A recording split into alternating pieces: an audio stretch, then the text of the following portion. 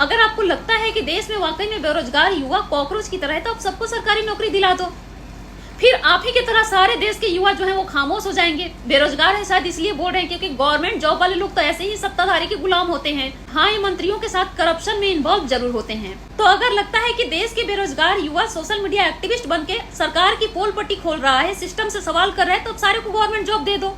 ऐसे ही वो सिस्टम का गुलाम बन जाएगा। जैसे आपके डिपार्टमेंट में सारे गवर्नमेंट जॉब वाले लोग सिस्टम का गुलाम बन के बैठे हैं, वैसा ही बन जाएंगे फिर से। लेकिन इनको देश के बेरोजगार युवाओं से कोई लेना देना नहीं है। लेना देना तो इनको तब है जब इनके सिस्टम पर सवाल उठाया जाता है, क्योंकि पहले इन सरकारी ऑफिसर से लेकर नेताओं की दुकान बड़ी अच्छे से चलती थी। नेताजी के बेटा नेताजी बन जाते हैं, जज साहब का बेटा पहले हाईकोर्ट में जज बनते हैं, फिर वो सुप्रीम कोर्ट में आकर जज बन जाते हैं। आईएएस का बेटा आईएएस बन जाता है, डॉक्टर का बेटा डॉक्टर बन जाता है। हमारे देश में जितने बड़े बड़े पोस्ट पे अधिकारी बैठे हुए हैं, उन्हीं का औलाद बाद में ऊंचा कुर्सी हासिल करता है और करता था।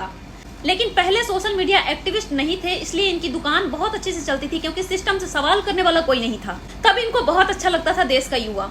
लेकिन आज देश का युवा सवाल कर रहा है तो इनको कॉकरोच की तरह लगना शुरू हो गया है, क्योंकि सिस्टम से वो सवाल कर रहा है। देश के 3 सीजेआई गवर्नमेंट के पक्ष में डिसीजन दे करके वो राज्यसभा तक पहुंच गए। पहले वो सीजेआई बने और रिटायरमेंट के बाद उनको राज्यसभा की कुर्सी दे दी गई। कई एक ऐसे सीबीआई के डायरेक्टर हैं, ज्वाइंट डायरेक्टर हैं, जिन्होंने राज्यसभा से लेकर लोकसभा और यहाँ तक कि एमएलए तक बन चुके हैं। वो इस बात पर इनका कोई सवाल नहीं है। तो सिंपल सी बात है कि जज साहब का कहना है हमारे देश में राजा का बेटा ही राजा बनेगा। हमारा देश तो कहने के लिए डेमोक्रेटिक है। हमारे देश में पढ़े लिखे युवा बेरोजगार घूम रहे हैं, लेकिन नेताजी के बेटा ओम बिरला की बेटी को ही एग्जाम्पल में देख लीजिए, बिना एग्जाम दिए ही आईएएस बन गई। वो ऐसे ऐसे परजीवी कुर्सी संभाल के बैठे हुए हैं, उस पर हमारे सीजेआई का कुछ कहना नहीं है। लेकिन सिस्टम से सवाल करने वाले लोग, उनको कॉकरोच की तरह लग रहा है, क्योंकि इनके दुकान का पोल पट्टी खोलना शुरू कर दिया है। और जब पब्लिक ने इस पर सवाल करना शुरू कर दिया तो सीजेआई का कहना है कि मीडिया इस बातों को तोड़ मरोड़ कर दिखा रहा है। मुझे तो गर्व है देश के युवाओं पर, ये लोग लोकतंत्र का चौथा स्तंभ की तरह काम कर रहे हैं।